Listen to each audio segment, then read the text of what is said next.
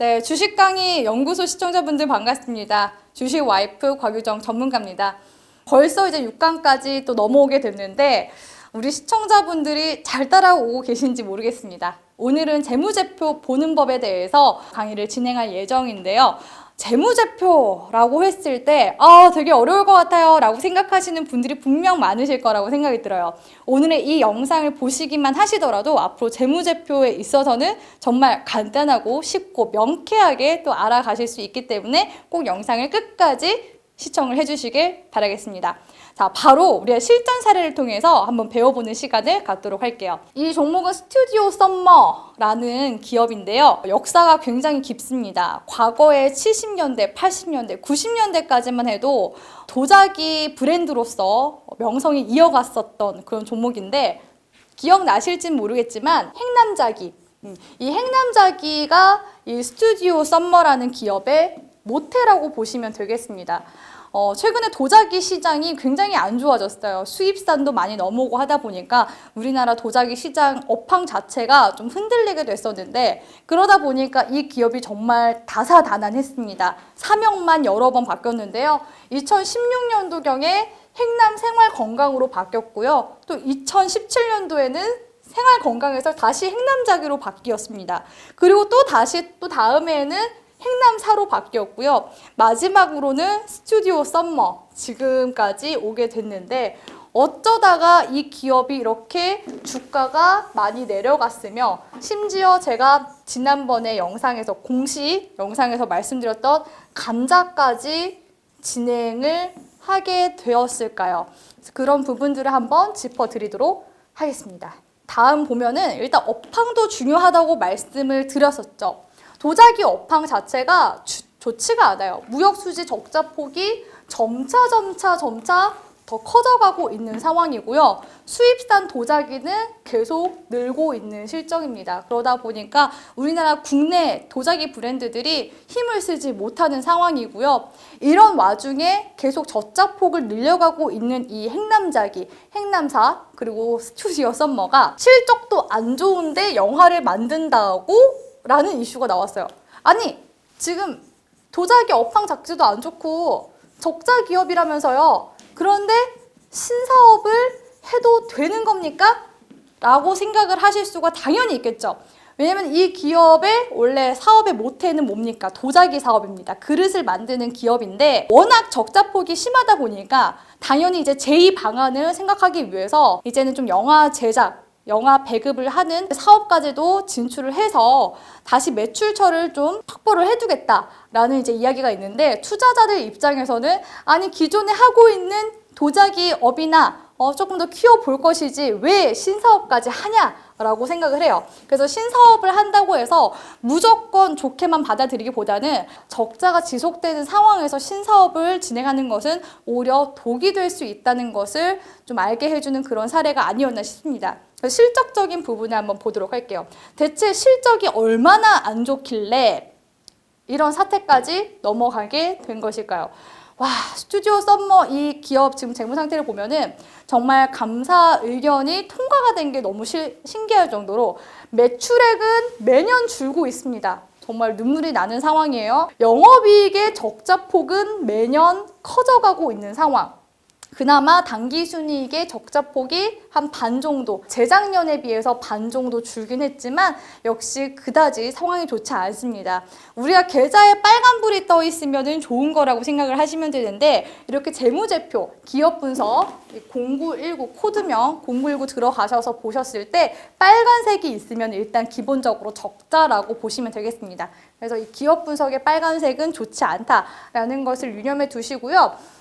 제가 유보율이 있는 기업은 그래도 신사업을 진행을 해도 된다라고 말씀을 드렸었는데 유보금이라는 게 기업에 쌓여있는 비자금 같은 역할을 하는 게 유보금이라고 보시면 되겠습니다. 그래서 이 유보율 역시도 기업에 쌓여있는 그 금액이 얼만큼 되는가가 나와 있는 건데 물론 이제 부채 비율에 비해서 조금 높은 편이긴 하지만 서도 역시나 적자 기업에다가 부채도 완전하게 해소가 다 되지 못한 상황에서 신사업을 진행한다라고 했을 때는 당연히 투자자분들의 공분을 살 수가 있는 부분이라는 거. 그래서 이 기업을 보실 때 가장 중요한 거는 몇 가지를 이제 꼽아드리자면은 첫 번째로는 매년 매출액이 증가하는가, 이 부분을 일단 첫 번째로 짚어봐 주시길 바라겠고요. 두 번째는 그래도 적자에서 흑자 전환된 기업들은 긍정적이라고 보시면 되겠습니다. 매출액이 적자에서 흑자 전환, 이 부분을 살펴보시고, 마지막으로는 유보율이 많은 기업, 이런 이제 기업들이 재무제표상으로 봤을 때 그나마 비교적 좀 탄탄한 기업이다라고 보시면서 매매를 하실 수가 있습니다. 그래서 이 세 가지만 우리 시청자분들이 메모를 하시더라도 나중에 재무제표를 봤을 때 제가 얘기한 것들을 기억을 끄집어내셔서 매매를 하실 수가 있다는 거. 생각보다 적자 기업에 투자하시는 분들이 되게 많으신데요. 단기 매매를 하시더라도 이렇게 옆에다가 기업 분석을 꼭 틀어두시고 매매를 하시길 바라겠습니다. 자, 그러면 다음 사례를 통해서는 긍정적인 사례를 한번 보도록 할 텐데요. 제가 이제 주식 랭킹쇼라는 이데일리 프로그램을 나가는데 TV 방송에서 메가스터디라는 종목을 추천을 드린 적이 있습니다.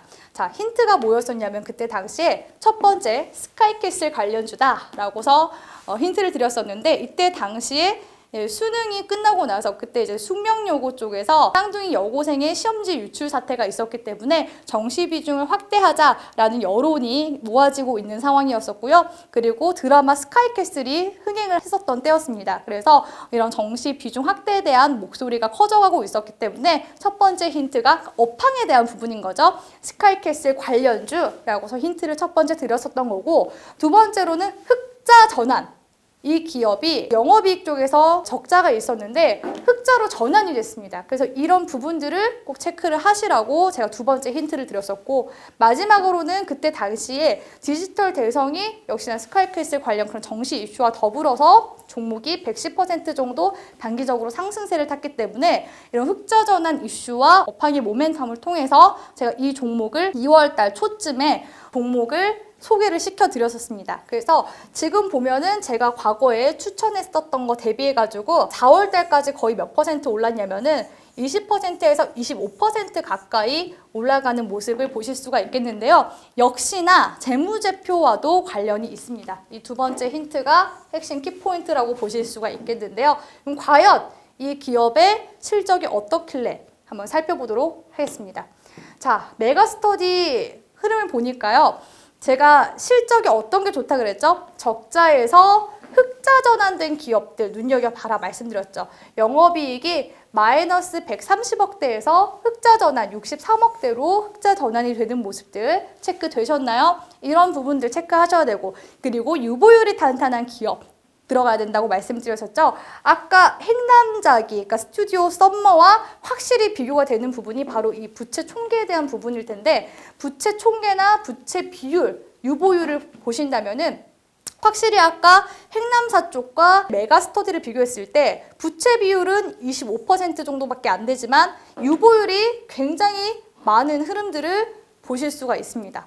그래서 이런 이제 부분들을 우리 시청자분들이 체크를 하시면서, 첫 번째는 매년 매출액이 증가하는지, 두 번째는 영업이익이나 뭐 당기순이익이 적자 전환에서 흑자 전환되는지, 매출액도 마찬가지입니다. 적자에서 흑자 전환된 기업들은 모멘텀이 살아있는 기업이다 라고 보시고요. 마지막으로는 유보율 탄탄한 이런 기업들로 매매를 하신다면은 승률 높은 매매, 그리고 단기적으로도 또 중장기적으로도 역시나 우리가 안정적으로 매매를 하실 수 있다라는 점 기억하시면서 오늘의 영상 마치도록 하겠습니다. 그럼 저는 다음 7강에서 뵙도록 하겠습니다.